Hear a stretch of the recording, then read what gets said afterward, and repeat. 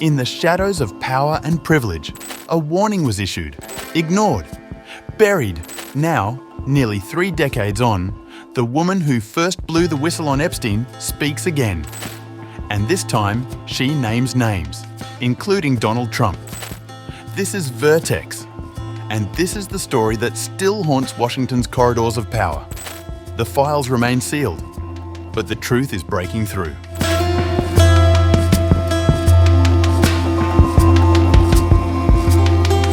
It was the summer of 1996 when an aspiring artist named Maria Farmer stepped forward with a story that would take decades to fully register in public consciousness.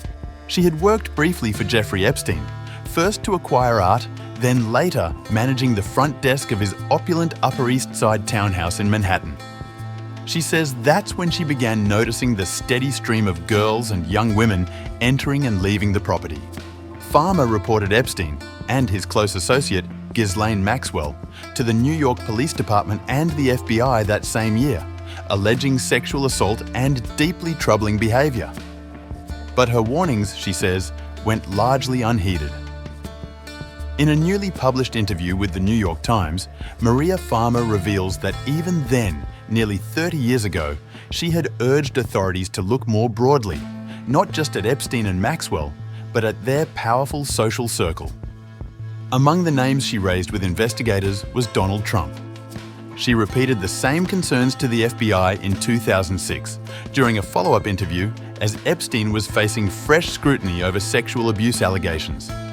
Her reasoning, she said, stemmed from what she described as an unsettling encounter with Trump at Epstein's office in 1995.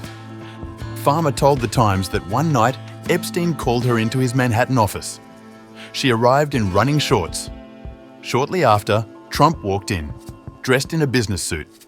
She says she was frightened as he hovered over her and stared at her bare legs. Moments later, Epstein entered and reportedly told Trump, No, she's not here for you. The two men then exited the room. But as they left, Farmer recalled overhearing Trump remark that he believed she was just 16 years old. She was in her mid-20s at the time. Farmer told The Times she had no further alarming encounters with Trump and never witnessed him behaving inappropriately with other girls or women.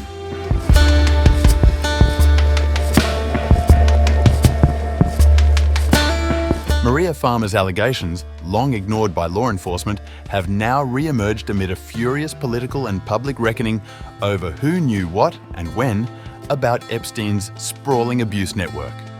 In 2008, Epstein struck a controversial deal with federal prosecutors in Florida. He pleaded guilty to state charges, including soliciting a minor for prostitution, and avoided more serious federal penalties. The agreement, negotiated largely behind closed doors, was widely condemned by victim advocates as a miscarriage of justice. In 2019, as Epstein was facing new federal sex trafficking charges, he was found dead in his Manhattan jail cell. Officials ruled his death a suicide, a conclusion many still dispute. His partner, Ghislaine Maxwell, was later convicted of trafficking underage girls and sentenced to 20 years in prison. But for Maria Farmer, questions have never stopped. Chief among them, what happened to the leads she shared with law enforcement? Did federal agencies investigate her warning about Donald Trump? Did her testimony ever appear in the files? So far, law enforcement has not accused Trump of any wrongdoing related to Epstein. He has never been identified as a formal subject of any related investigation. Nonetheless, Farmer's account now provides one of the clearest indications of how Trump's name may have come to be included in the yet unreleased investigative files, a matter which has triggered fresh political unrest in recent weeks, particularly among the president's supporters. When asked for comment, the White House rejected the suggestion outright. Communications Director Stephen Chung told The Times, "The president was never in Epstein's office. The fact is that the president kicked him out of his club for being a creep."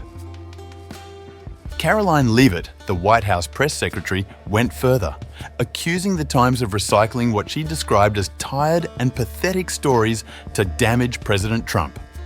Trump and Epstein were indeed close for a time. Footage from the early 2000s shows them socializing at parties in New York. In 2002, Trump even called Epstein a terrific guy. But in 2019, after Epstein's arrest and death, Trump told reporters he was not a fan and claimed he had ended their friendship 2 decades earlier.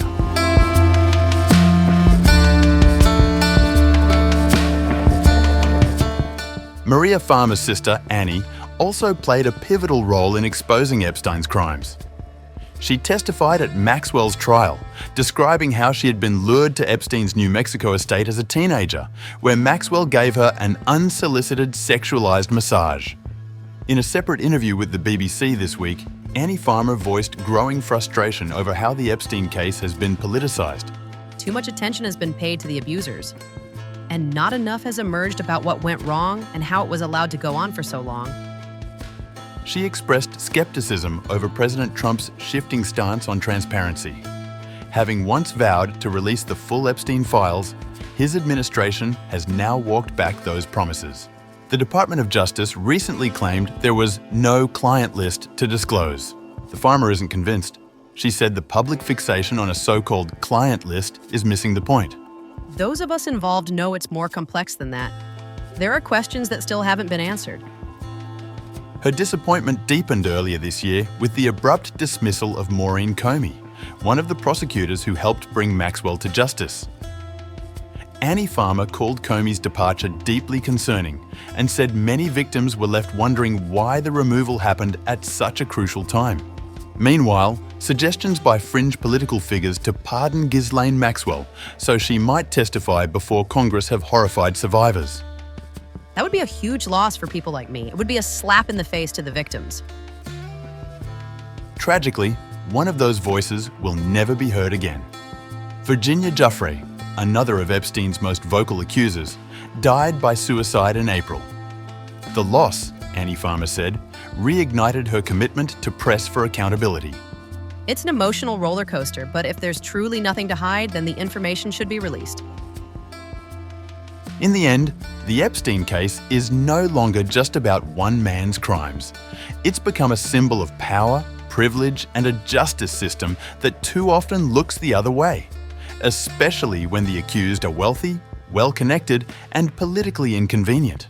For Maria and Annie Farmer, their call is clear: justice, transparency, and an end to the silence. Until then, the files remain closed, and the questions only grow louder.